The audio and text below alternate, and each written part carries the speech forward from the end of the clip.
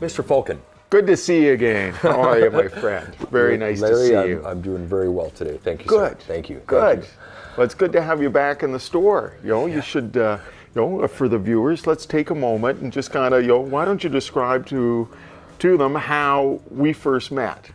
How we first met. Okay, well, so a year ago, let's see, it was probably around April. I just started to get my life back, my mind, my health, my body, my soul, and I had these, over the course of 3 months, from December till about April, I had these daydreams and like, what am I going to do in the future and what do I want to do? But for those 3 months, Larry, I was flipping my tractor tire, 100 feet one day, 200 feet the next, and I thought, okay, well, in order to do this raising awareness program that I wanted to do, I needed new boots. My boots I had on my feet were some old Yes, junky, some old junk. The soles were tore off of them. My merino wool, the arms were non-existent. They had pretty much rotted right off. I'd owned them for about 10 years. My headlamp, I think if you remember, was tuck taped. The batteries were tuck taped to it. Yeah. Because I had nothing, and I didn't know Larry at all. I was hoping that I could find a sponsor, somebody to help me to the next level. And all I had for collateral, I had no money, I had no food at this point. All I had for collateral was an Olympic Kaylee Humphreys bobsleigh helmet. That's right. You remember that? I do indeed. A beautiful helmet too. She had crashed 2 weeks before the Olympics, and as the medic, I took the helmet away from her. Long story short, during the Olympics, I had every athlete from around the world sign that helmet. Yeah. And that was my collateral. I came into Larry, I said, Larry, I had my notes, I had this dream, this is what I want to do, but I have no money. I'm going to give you this helmet as collateral until I can pay you. Yeah. One day, please can I have a new pair of boots, sir? and that exact smile and laugh, he says, go over there, pick yourself out some boots.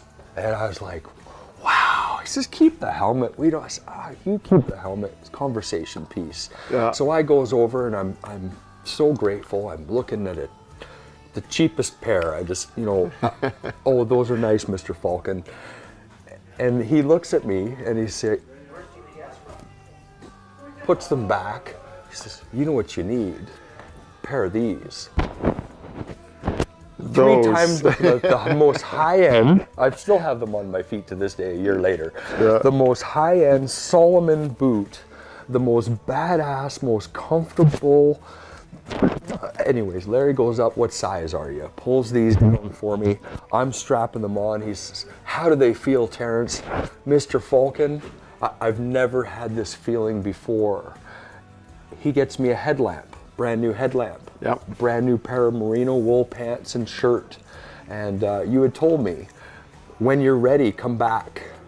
When you're ready to get your dreams to the next level. Yes. Please, come back and we're going to take care of you.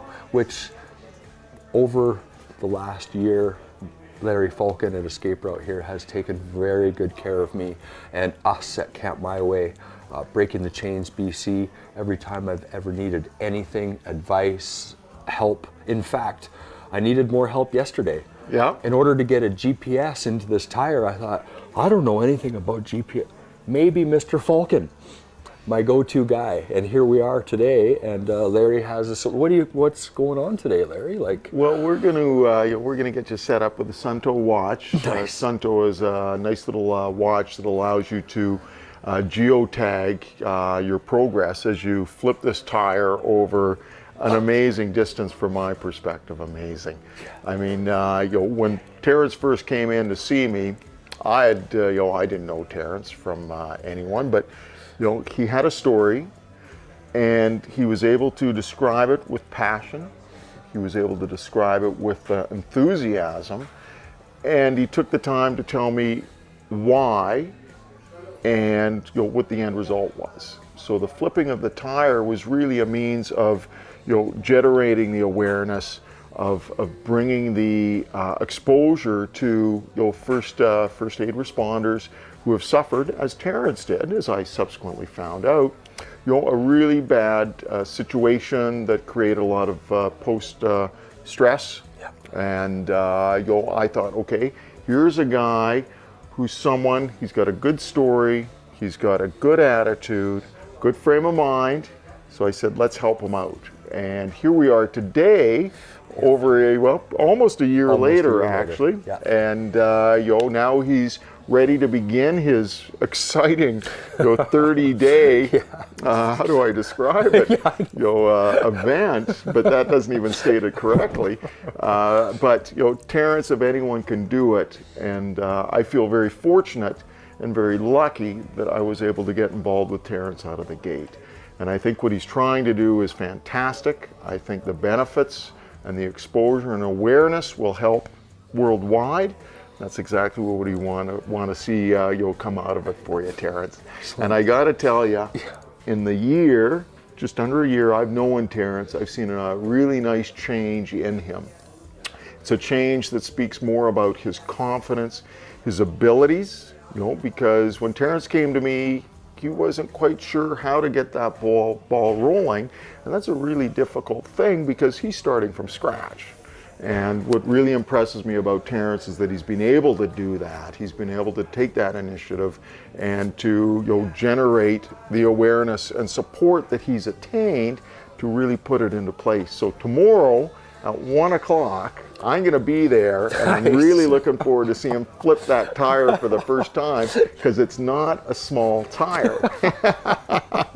So I really think it's going to be fantastic for you, Terrence, and I'm really happy, buddy. Come on. Yeah, Mr. Falcon, thank you. Yeah.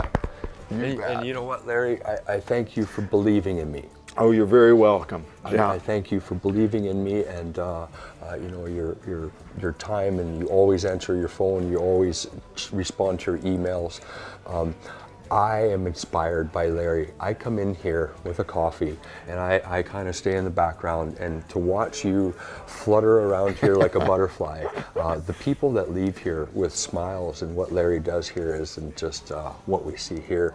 You are a lot of people I've talked to in town. You inspire and motivate a lot of people's lives, Larry. You're good people. You're very kind to say that, Terrence. Very kind, and likewise. Thank you, sir. And I think your endeavor is going to be phenomenal. I look forward to seeing it start, and I really look forward to seeing you finish it. Yeah, nice. I have to state, when I first met Terrence, when he first came into the store, and I get approached a lot by people who are looking for sponsorships and support for a variety of different reasons.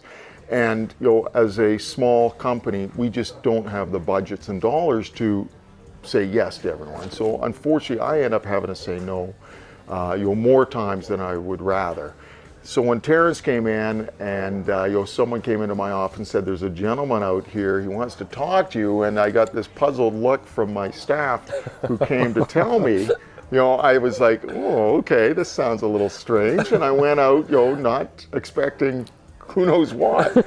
So, and I stepped out, and there was Terrence. He was, dressed a little nattily, to put it mildly. And, he introduced himself, and he doesn't look as clean cut as he looks today, let me tell you. He's looking a little rougher under the nails.